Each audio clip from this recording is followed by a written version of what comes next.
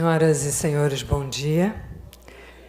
Damos início neste momento à solenidade de abertura do Seminário Segurança e Saúde no Trabalho e Gestão do Absenteísmo, um evento voltado para as indústrias do Rio Grande do Norte e seus representantes, que tem por objetivo debater com especialistas a importância das medidas de segurança e saúde no trabalho para o fortalecimento da indústria e os efeitos do absenteísmo na produtividade da empresa.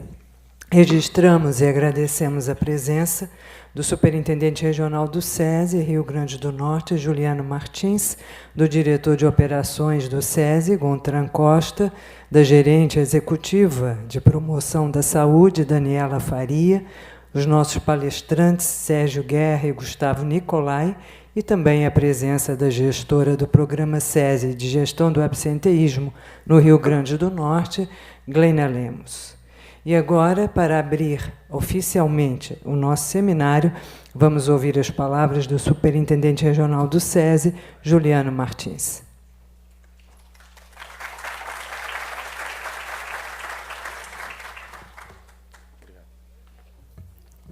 Bom dia a todos. Queria aproveitar aqui também e agradecer a presença da nossa superintendente corporativa, Catari, do nosso superintendente corporativo de Relações Institucionais, Helder Maranhão, que nos tem ajudado, tanto Catari como Helder, a viabilizar esse evento que acontece no dia de hoje.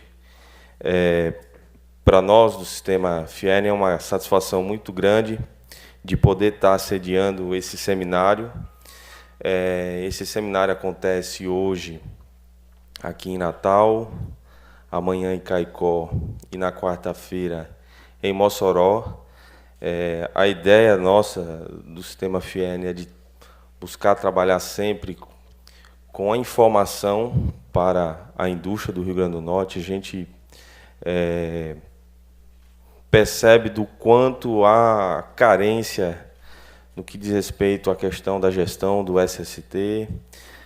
A gente vai falar um pouquinho aqui também do absenteísmo e eu já gostaria de agradecer a aceitação do nosso convite.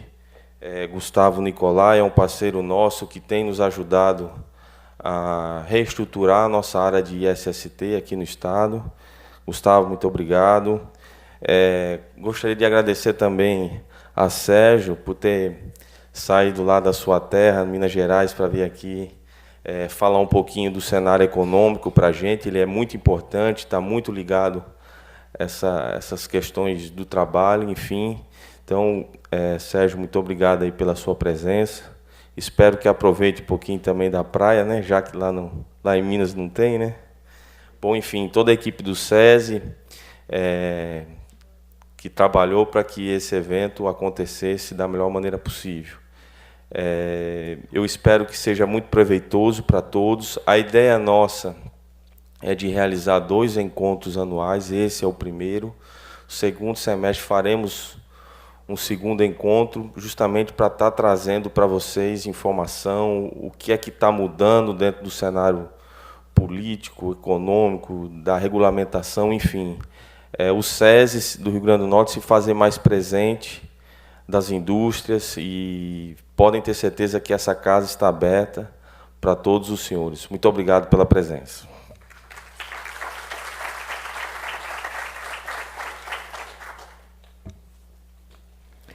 Nós vamos dar início neste momento à parte técnica do nosso seminário, lembrando que ao final das 2 palestras teremos o debate com os 2 palestrantes. As perguntas devem ser encaminhadas por escrito e, de preferência, com nome e e-mail. E dentro da nossa programação teremos agora a palestra Aspectos Econômicos da Gestão de SST, que será apresentada por Sérgio Guerra, economista da Federação das Indústrias de Minas Gerais, PhD em Economia pela Universidade da Califórnia, em Los Angeles, e professor da Faculdade IBMEC de Minas Gerais. Tem sólida experiência em análise de conjuntura macroeconômica, com ênfase na produção de prognósticos para indicadores econômico-financeiros da economia brasileira. Convidamos, então, Sérgio Guerra.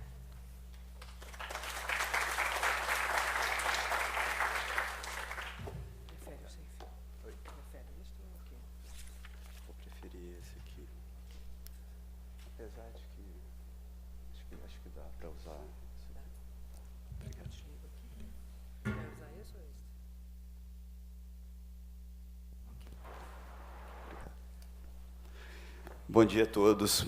Muito obrigado pela oportunidade de estar aqui representando a assessoria econômica da presidência da FIENG. É sempre um prazer falar de economia. Hoje eu vou falar um pouquinho de coisas que eu não falo normalmente. As minhas apresentações elas tratam mais de conjuntura econômica. Eu até espero que algumas pessoas queiram fazer perguntas sobre perspectivas econômicas. Eu terei o maior prazer de responder na parte de perguntas. Mas eu vou falar hoje um pouquinho de crescimento econômico ligado à segurança no trabalho e à saúde do trabalhador, ligando essas duas coisas através do conceito de produtividade, que é um dos principais determinantes do crescimento de um país ao longo do tempo. Vamos ver se vai dar certo. Bom, o que eu quero mostrar aqui hoje? Principalmente que gastos com saúde... Eu acho que talvez seja melhor eu pegar o outro microfone mesmo, quer. Opa!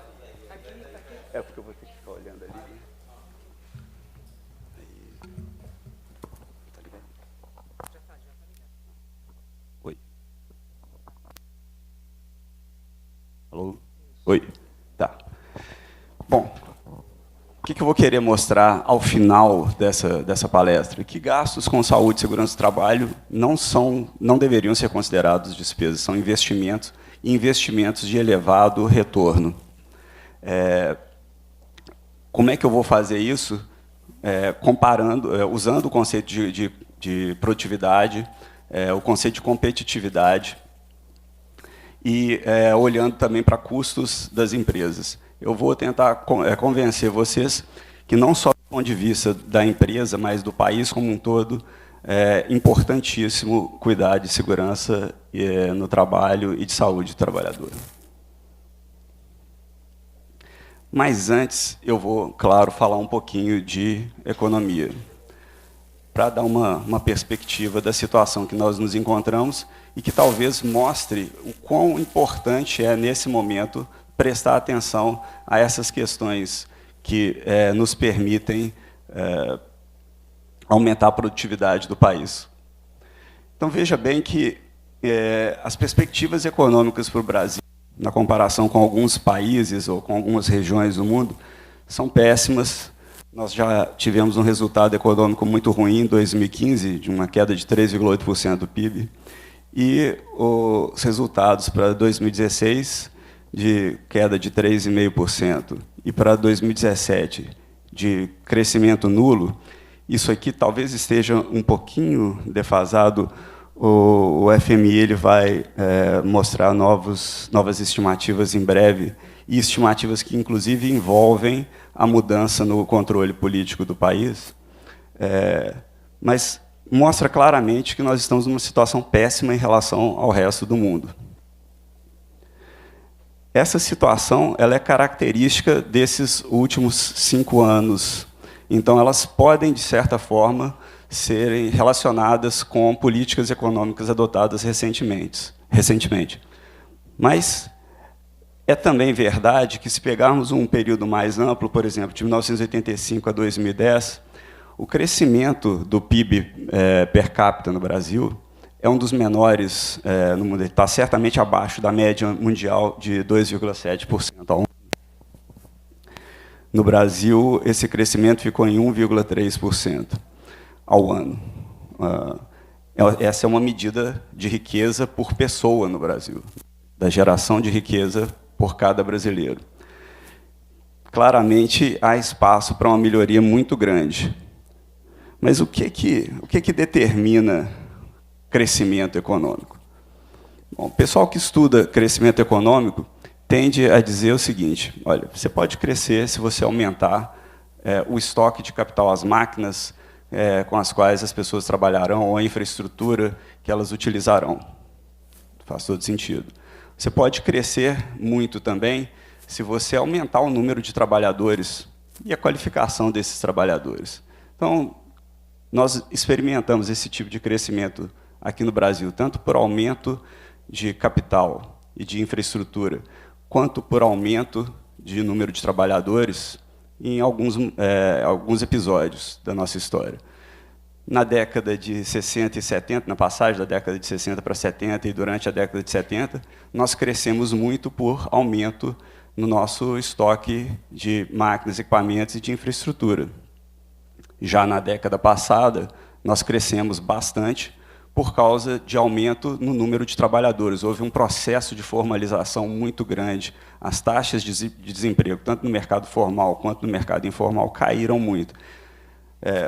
Outro exemplo de país que cresceu muito por esses dois motivos é a própria China, que fez investimentos gigantescos na década de 90, na década passada, na década atual, aumentando seu estoque de capital, talvez até aumentando em excesso, mas qualificando muito também a sua enorme população, que foi cada vez mais alocada à produção, principalmente à produção industrial. Bom, mas além de capital, máquinas, equipamentos, estradas, infraestrutura, né, edificações e trabalhadores, o que mais importa e que permite ao país crescer? Todo o resto, né? Onde esse ambiente global, onde máquinas, equipamentos e trabalhadores interagem. E os economistas, com muito pouca criatividade, chamam isso de produtividade. Ou seja, quanto melhor for esse ambiente, quanto mais for possível produzir com a mesma quantidade de máquinas, equipamentos e de pessoas, mais produtivo será o país. Existe quem diga que a produtividade, no longo prazo, é o que mais importa, é o que permite que os países façam transições de crescimento. Uma pessoa que ficou muito respeitado por já ter sido agraciado com o Prêmio Nobel, Paul Krugman, falou isso na década de 90, essa frase se tornou famosa. A produtividade não é tudo, mas no longo prazo é quase tudo. A capacidade de um país melhorar seu padrão de vida no longo prazo depende quase que inteiramente de sua capacidade de aumentar a produção por trabalhador. Então, já que nós estamos falando de produtividade, da importância da produtividade, vamos fazer uma breve definição aqui de o que eu vou chamar de produtividade, não essa maneira genérica, tudo mais que não seja a quantidade de máquinas, equipamentos e de trabalhadores. Mas vou falar também de competitividade e como é que uma coisa se relaciona com a outra. Bom, então vou dizer que competitividade é a capacidade de produzir a um custo baixo e a uma qualidade maior aquilo que seus competidores gostariam também de produzir. E produtividade é a relação entre a quantidade daquilo que foi produzido e a quantidade daquilo que foi usado para produzir. E aí eu posso falar na quantidade de trabalhadores que foram utilizados na produção, na quantidade de capital também, de máquinas e equipamentos que foram utilizados na produção. As empresas, em geral, o que elas buscam? Elas buscam, muitas vezes, maximizar ou produzir o máximo possível com uma dada quantidade de máquinas, equipamentos, de insumos produtivos, ou um outro problema que é equivalente a esse, gastar o mínimo possível para produzir uma determinada quantidade de produto.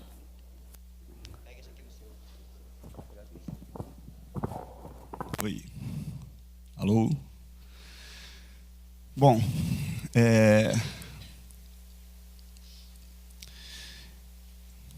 então, competitividade é aquilo que permite uma economia ou uma empresa se manter ao longo do tempo, ter longevidade. E competitividade depende não só da produtividade, mas depende também dos custos, né? Se duas empresas ou dois países tivessem a mesma produtividade, aquela onde os custos são mais altos teria menor competitividade. A gente tenta mostrar isso através de um exemplo. Nesse exemplo aqui, eu tenho duas empresas ou dois países, né, que têm a mesma receita, ou, em outras palavras, que produzem a mesma quantidade de um produto que tem o mesmo preço, mas uma tem um maior número de trabalhadores do que outra. E, com salários idênticos, o que a gente pode perceber? É claro que aquela empresa que usa menos trabalhadores é mais competitiva do que a outra, né? Então, o objetivo é buscar competitividade. Buscar competitividade implica em inovar, em ter melhores tecnologias que permitam usar menos insumos para produzir, mas também implica em ver o que está acontecendo com os preços dos insumos, né? Não adianta apenas você buscar melhores tecnologias, se os preços dos insumos continuarem altos. Quando você tem mais competitividade, o que você consegue? Você consegue, em outras palavras, países onde há maior produtividade, você consegue pagar melhores salários, as empresas conseguem ter lucros maiores durante um determinado período.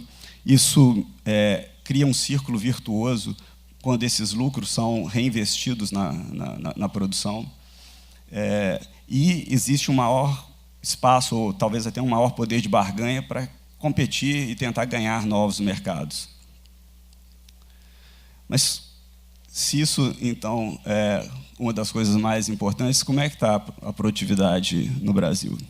E aí vem a má notícia, que talvez tenha tudo a ver com aquela baixa capacidade de crescimento que eu mostrei para vocês, que não é só recente e para os próximos anos, ela vem de muito tempo. Há uma preocupação generalizada de especialistas e da imprensa também com problemas de produtividade no Brasil. Então, aqui eu tenho várias manchetes de jornais brasileiros. Por exemplo, o Estadão, alguns anos atrás, disse que a produtividade brasileira estava parada há 30 anos, usando algum estudo econômico. Essa preocupação também ela existe em outros países. Está claro que as perspectivas de investimento no Brasil serão tão maiores quanto maior também for a evolução da produtividade no Brasil. Os investidores lá fora estão querendo colocar dinheiro aqui, mas para isso é necessário que haja um ambiente propício ao crescimento, um ambiente propício à evolução da produtividade econômica. Então, vamos comparar o Brasil com outros países. Em 2014, a produção por trabalhador no Brasil, num ranking de diversos países feito pelo Banco Mundial, colocava o Brasil na posição de número 78, sendo capaz de produzir menos por trabalhador do que países próximos nossos aqui, e até de uma forma surpreendente, por exemplo, Equador, Guatemala, Peru. Esperava-se, quando a gente vê as potencialidades do Brasil, que tivéssemos uma capacidade produtiva por trabalhador superior a desses países, que não é verdade, infelizmente. Queria mostrar a evolução disso ao longo do tempo, usando essa metodologia aqui. Deixa eu tentar explicar essa tabela para vocês. Na primeira linha... Ops.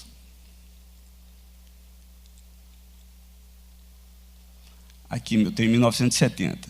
O que são esses números aqui relacionados a esses países? É quanto que um trabalhador brasileiro produzia em relação a um trabalhador de um desses outros países, em média, claro. Então, olhando aqui para o Chile, o trabalhador brasileiro, em 1970, produzia o equivalente a 64% do que produzia um trabalhador médio no Chile. Ele produzia mais do que produzia um trabalhador coreano. Produzia 17% a mais do que produzia um trabalhador coreano. Ele produzia muito mais do que um trabalhador chinês. Na passagem da década de 70 para a década de 80, o Brasil, inclusive, melhorou a sua produção em relação à produção em outros países por trabalhador. Veja aqui que, em 1980, o trabalhador brasileiro produzia, em média, 81% daquilo que era produzido por um trabalhador chileno. mais do que os 64% de 10 anos antes. Isso também é verdade para outros países, como a Argentina, como a China, como o Japão, os Estados Unidos, Reino Unido e a Alemanha.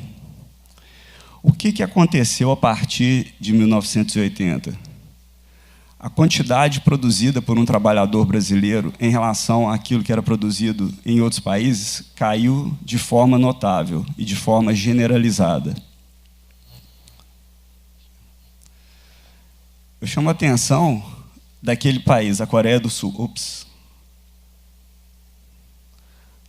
Aquele país, a Coreia do Sul, onde se produzia menos por trabalhador do que no Brasil na década de 70 e também na década de 80, mas que onde atualmente se produz muito mais. O trabalhador brasileiro atualmente produz pouco mais de 31% daquilo que é produzido pelo trabalhador coreano. É claro que, para isso, são importantes não só a qualificação do trabalhador coreano, e a Coreia fez um investimento muito grande em educação durante todo esse período, mas também um ambiente externo, um ambiente institucional, as leis, as regras do jogo. E o mesmo vale para todos os outros países. Ou seja, pode-se dizer que aquele desempenho abaixo da média do Brasil no crescimento do PIB per capita tenha a ver com essa perda de competitividade em relação a outros países. Aqui eu tenho o mesmo tipo de estudo para a indústria. Nós estamos aqui na Casa da Indústria, então vamos ver como é que é a comparação do Brasil, do trabalhador na indústria brasileira em relação a outros países. Aqui eu tenho uma comparação mais curta, que começa em 1990. Mas, de modo geral, a gente pode ver que, para os últimos anos, o trabalhador na indústria brasileira tem sido capaz de produzir cada vez menos em relação ao trabalhador na indústria em outros países, o que é extremamente preocupante. Em outras palavras, a indústria brasileira é cada vez menos competitiva em relação à indústria de outros países.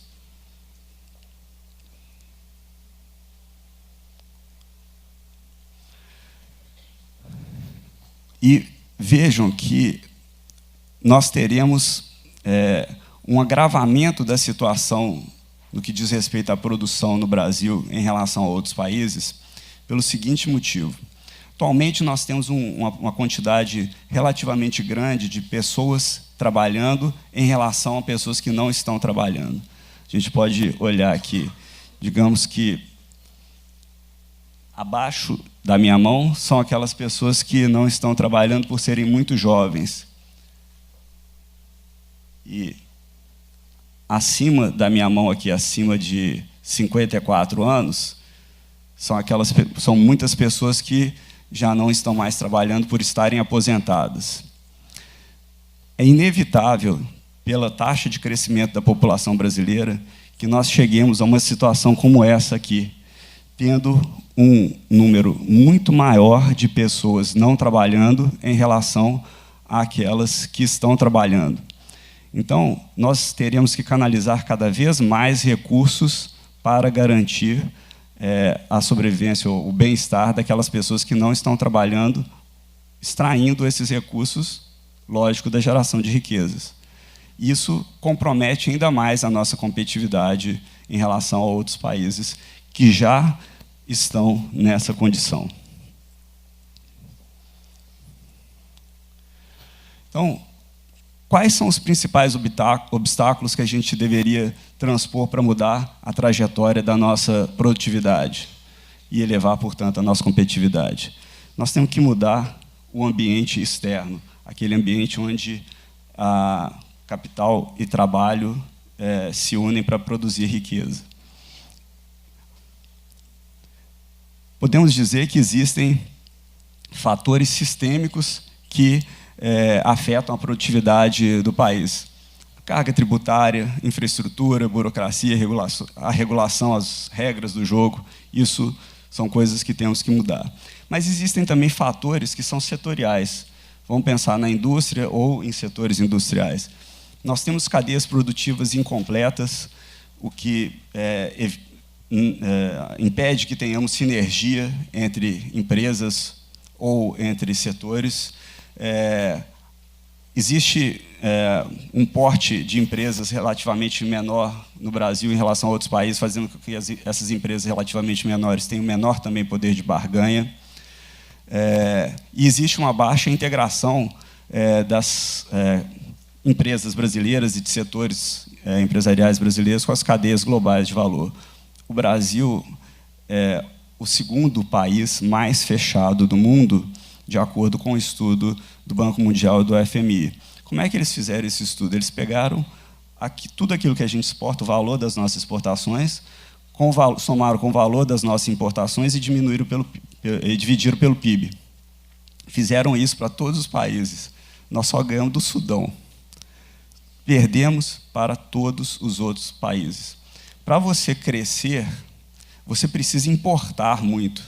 Mas, ao longo da nossa história, não é culpa da geração que está viva atualmente, não, isso é característico desde o começo do século passado, acreditou-se que nós deveríamos evitar importações e produzir domesticamente tudo. Esse é um erro. E talvez por isso nós sejamos tão fechados hoje em dia e, com certeza, isso é parte da explicação da nossa baixa competitividade. Mas existem também fatores empresariais, e vocês devem estar ansiosos por começar a falar de saúde e segurança do trabalho, eu vou tentar fazer a ponte por aqui. Por quê? Porque boa parte da decisão de saúde e segurança no trabalho é uma decisão interna da empresa.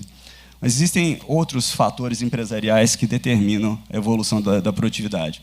Processos produtivos inadequados e escala inadequada, baixa qualificação da mão de obra, e essa baixa qualificação gera acidentes e alta rotatividade. Podemos, então, portanto, relacionar com o tema do nosso encontro. Existe, sobretudo, um baixo nível de inovação em processos e produtos e má qualidade na gestão. Todas essas coisas são mudanças que podem ser feitas internamente na empresa e que teriam resultado dentro dela e, consequentemente, para o país como um todo. E, por algum motivo, elas não ocorrem. Talvez aqueles fatores sistêmicos não gerem os incentivos adequados para que essas mudanças ocorram na maioria das empresas, ou sejam percebidas como ideais na maioria das empresas. Muito embora aquelas empresas que tendem a ter maior longevidade e que tendem a ter maior lucratividade ao longo do tempo, são justamente as empresas que cuidam desses fatores internos melhor. Então, eu vou mostrar só alguns pontos aqui para reforçar quais são alguns problemas da nossa produtividade. Temos trabalhadores que são menos educados, não quer dizer que eles são sem educação, não. Eles são simplesmente, eles estudaram menos e aprenderam menos conhecimentos para gerar riqueza do que trabalhadores em outros países. Às vezes aqui a gente estuda o mesmo número de anos, mas aprende muito menos, porque a nossa educação é de baixa qualidade. Portanto, nós temos trabalhadores pouco qualificados. Além disso, muitos trabalhadores têm a seu dispor para trabalhar máquinas e equipamentos de qualidade inferior aos seus concorrentes no exterior. Essa é uma decisão interna da empresa.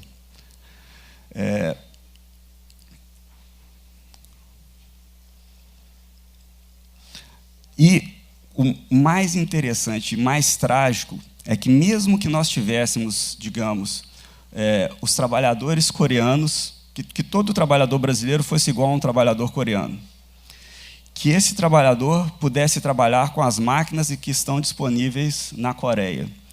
Os economistas que se dedicam a esse tipo de estudo falam que, dadas as regras do jogo aqui no Brasil, esse trabalhador coreano, trabalhando com máquinas coreanas no Brasil, sob as regras do Brasil, produziria algo em torno de 40% menos do que o trabalhador coreano trabalhando com as máquinas coreanas na Coreia.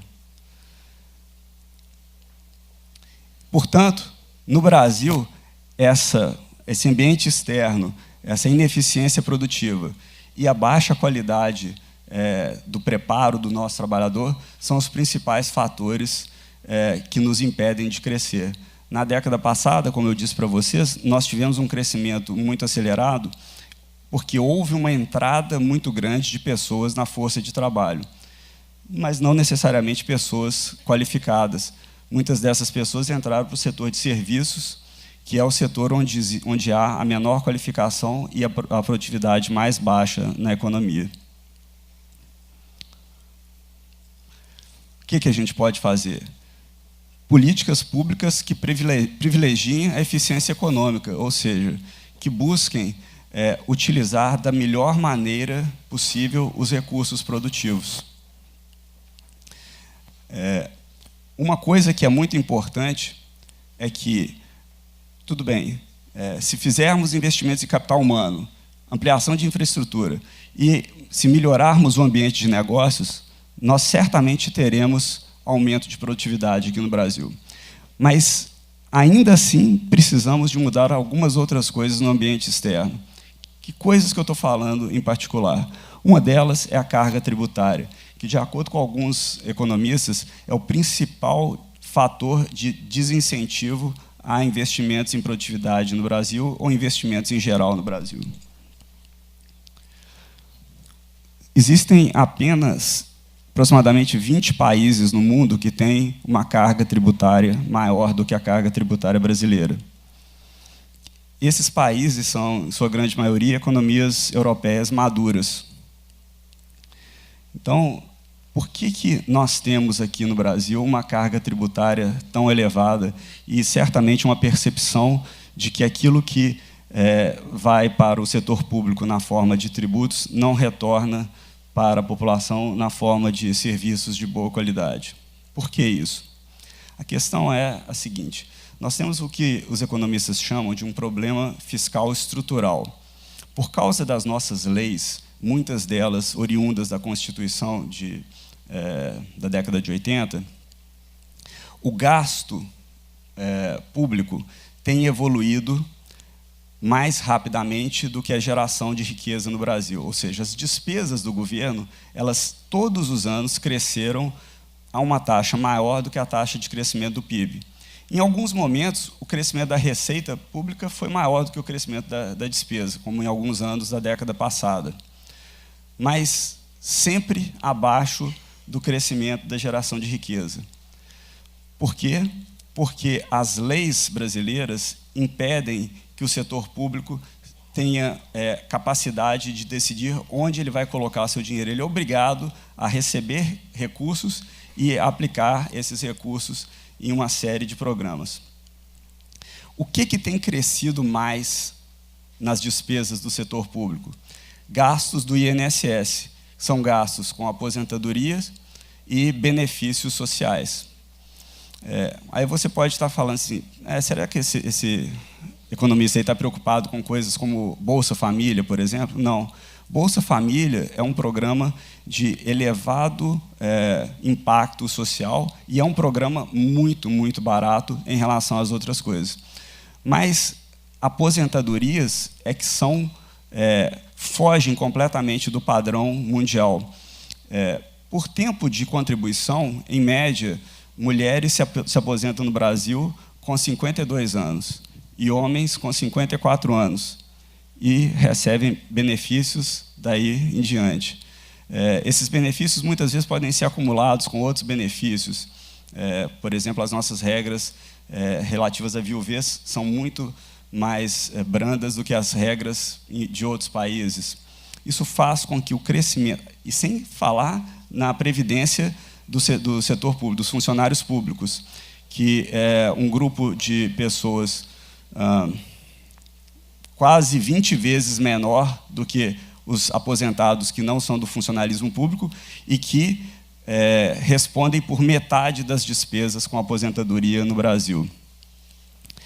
O ritmo de crescimento das despesas com aposentadoria, como a gente viu lá atrás, naquela pirâmide de crescimento, ele já é acelerado e ele ficará ainda mais acelerado. E, por causa disso, é inevitável que aumente a carga tributária no Brasil, desestimulando empresas de investirem dentro do Brasil ou de fazerem investimentos em produtividade, talvez.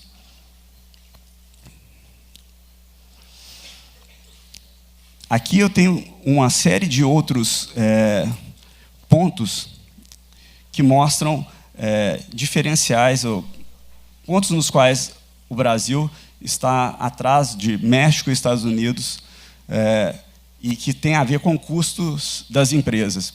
E eu vou chamar a atenção a apenas um deles, que eu quero falar em mais detalhe. O crescimento dos salários, que entre 2004 e 2014 cresceram no Brasil, em termos reais, 100%, e nos Estados Unidos e no México, muito menos. Eles cresceram muito mais rapidamente também do que os preços dos produtos industriais, fazendo com que as margens da indústria, tudo mais constante, se ela não tiver melhorado sua tecnologia, com que as margens tenham diminuído e, portanto, com que sobrem menos recursos para você investir em produtividade e em segurança e saúde do trabalhador. Agora, já claramente, entrando na parte de segurança e saúde do trabalhador e competitividade, o que a gente observa no mundo? A gente observa que aqueles países que são os mais competitivos, e a competitividade está medida em azul, medida em azul, nesse eixo aqui da esquerda, qual que é o país mais competitivo nessa listagem? A Finlândia, o segundo, os Estados Unidos. Eles estão ordenados pela ordem de competitividade. O Brasil está aqui. O que a gente tem no outro eixo? Uma medida negativa de saúde e segurança no trabalho, que é número de mortes no trabalho. Repara que, quanto mais competitivo, menor é o número de mortes no trabalho. Ou seja, a gente pode concluir que aqueles países que são mais competitivos, eles também dão mais importância à saúde e segurança no trabalho por essa medida aqui. Quero mostrar para vocês que saúde e segurança no trabalho tem que ser vista como um investimento e não simplesmente como uma despesa.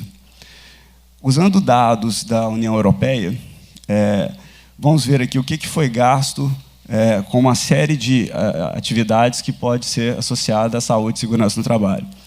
Equipamento pessoal, isso aqui é em euros, mas deve ser bilhões de euros. Está faltando aqui colocar a data disso. Desculpa. Mas o ponto é que essas duas colunas foram medidas para o mesmo período, tá? Na mesma unidade. Então, na esquerda, eu tenho a despesa com um determinado fator. E na direita, o que foi obtido a partir daquela despesa. Então, a despesa de 159 em equipamentos de proteção pessoal gerou um benefício de 506 através de economia de custos na prevenção de interrupções do trabalho. Orientação sobre tecnologia, segurança e apoio médico da empresa, uma despesa de 251, gerou um benefício de 386 em economias de custos através da prevenção do desperdício, redução do tempo gasto para recuperar o atraso após interrupções. E tem vários outros exemplos aqui. Qual que é o resumo da história? Se eu pegar só esses aqui, eu terei um retorno de mais de 100% nas minhas despesas, ou melhor dizendo, no meu investimento feito com saúde e segurança no trabalho, algo que fica dentro da empresa, mas que também terá repercussão para a sociedade. Outros números, aí já para o Reino Unido, gastos com custo global de estresse, ansiedade e depressão de 1.035 libras por funcionário por ano no Reino Unido, ou seja, 1.200 euros aproximadamente. O que ansiedade, depressão e estresse causa? Absenteísmo, né, falta ao trabalho, presenteísmo, que é estar no trabalho, mas sem produtividade alguma, e rotatividade do pessoal. Claro que se investirmos em diminuir o nível de estresse, ansiedade e depressão, e se esse investimento for inferior a 1.035 libras, conseguindo reduzir esses problemas, fará todo sentido. Na Alemanha, distúrbios psicossociais são responsáveis pela perda de 1,5 milhão de dias de trabalho na indústria de construção a cada ano, ocasionando uma perda de 160 milhões de euros para o setor. E nos serviços públicos e privados, há uma perda de 22,8 milhões de dias por ano relacionadas às doenças psicossociais como um todo, um custo de mais de 2 bilhões de euros. Seguindo essa análise, que deve ser sempre aquela que nos norteiam, de comparar benefícios com custos, vamos ver mais alguns dados.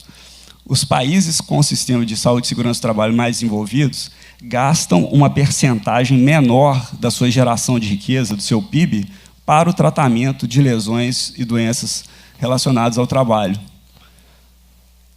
Quanto mais desenvolvido, menor é o gasto do PIB, menos riqueza se gasta. Ou seja, isso mostra claramente a possibilidade de um círculo virtuoso. À medida que você vai aumentando o investimento em saúde e segurança do trabalho, você precisará investir cada vez menos proporcionalmente à riqueza que está sendo gerada. Além disso, a OIT estima que doenças e acidentes relacionados com o trabalho custam até 10% do PIB na América Latina, enquanto na União Europeia esse percentual varia entre 2,6% e 3,8%, reforçando aquilo que foi dito imediatamente antes. Aqui no Brasil, a CNI, num trabalho, avaliou que os gastos das empresas com problemas de saúde dos trabalhadores somaram entre 2010 e 2014 23,7 bilhões e que são perdidos 35 milhões de dias de trabalho por ano em decorrência de problemas de saúde, mostrando o potencial de ganhos de investimentos nessa área. Segundo uma pesquisa da Fiesp, os gastos extras com saúde e previdência elevam em quase 1% os preços do setor de saúde e previdência. Ou seja, à medida que nós não investimos em saúde e segurança no trabalho, nós geramos custos, preços que a sociedade como um todo tem que pagar por saúde, mostrando ainda que investimento em saúde e segurança do trabalho beneficia não só a empresa, como a sociedade também. E só para finalizar, vamos ver um pouquinho algumas estatísticas de acidentes no trabalho para mostrar o quão importante é que a indústria de transformação se preocupe com isso. Nós temos tido, nos últimos anos, alguns setores, inclusive, reduzindo o número de acidentes no trabalho. A indústria é um deles. Agora, no percentual de acidentes de trabalho, destaca-se claramente a indústria de transformação.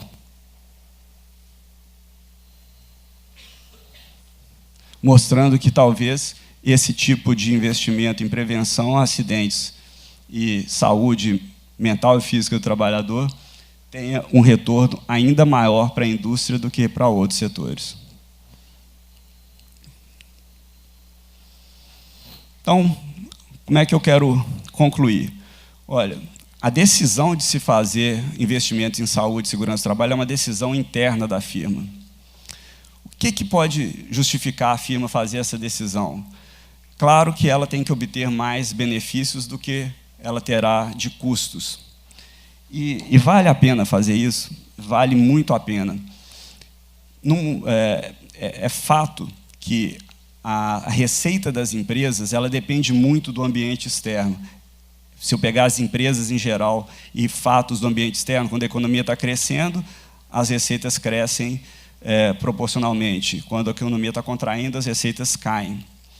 Mas, em relação à lucratividade das empresas, a relação não é tão boa. Por quê? Porque existem empresas que fazem investimentos em produtividade e, por que não dizer, em saúde e segurança no trabalho, fazendo com que o seu resultado não seja tão fortemente correlacionado com o resultado externo da firma e permitindo que ela tenha crescimento ou não tenha uma contração tão grande em momentos como o que a gente está tendo na economia brasileira atualmente. Os benefícios que a empresa deveria levar em conta são de várias naturezas. Alguns são tangíveis e outros são intangíveis, né? Ela pode, por exemplo, ter redução de impostos. Nicolai vai falar um pouquinho mais sobre isso mais adiante. Mas existem certas coisas que é difícil a gente colocar valor, mas que claramente são importantes também. Melhora da imagem da empresa, aumento do moral, da lealdade e redução dos conflitos, aumento da motivação dos funcionários, fazendo com que eles sejam cada vez mais produtivos, fazendo com que a empresa seja cada vez mais competitiva. Então, de um modo geral, se países, se empresas fizerem investimentos em saúde e segurança do trabalho, o que você terá? Mais produtividade, menos despesa, menos custos, né? Será mais fácil manter os trabalhadores idosos, haverá maior possibilidade de desenvolver tecnologias mais eficientes, inclusive você terá pessoas mais habilitadas para trabalhar dentro dessas tecnologias mais eficientes. Você terá um número de pessoas obrigadas a reduzir suas horas de trabalho para tomar conta de familiares em casa, sejam aqueles que estão lesionados, sejam aqueles que estão doentes, um número menor, fazendo com que você tenha mais gente para produzir, fazendo com que o país gere mais riqueza, que a empresa gere mais riqueza. Então, existem vários e vários fatores para sugerir que é importante para a empresa investir em saúde e segurança no trabalho, que esse investimento tenha um retorno elevado. Eu dei um número de um retorno acima de 100% para países europeus, mas existem outros estudos mostrando que essa taxa de retorno, principalmente para o Brasil ou para a América Latina, pode ser muito maior. Alguns estudos falam de 10, 12, 15 vezes mais por investimento, por real investido em saúde e segurança do trabalho, como investimento. Sem contar os investimentos, o retorno que está fora da empresa, né, e que ela acaba por se beneficiar com um melhor ambiente de trabalho também. Então, não sendo especialista na área e ansioso por ouvir o especialista na área, eu gostaria de deixar essa mensagem de que, claramente, sob vários aspectos, investir em saúde e segurança no trabalho é um investimento de alto retorno e, portanto, eu sugiro que nós todos, empresários, trabalhadores, né, setor público, encontremos as maneiras adequadas de levar isso adiante no Brasil, porque não tem um momento mais importante para se fazer isso do que o que nós estamos passando agora, a pior recessão de todos os tempos. Obrigado.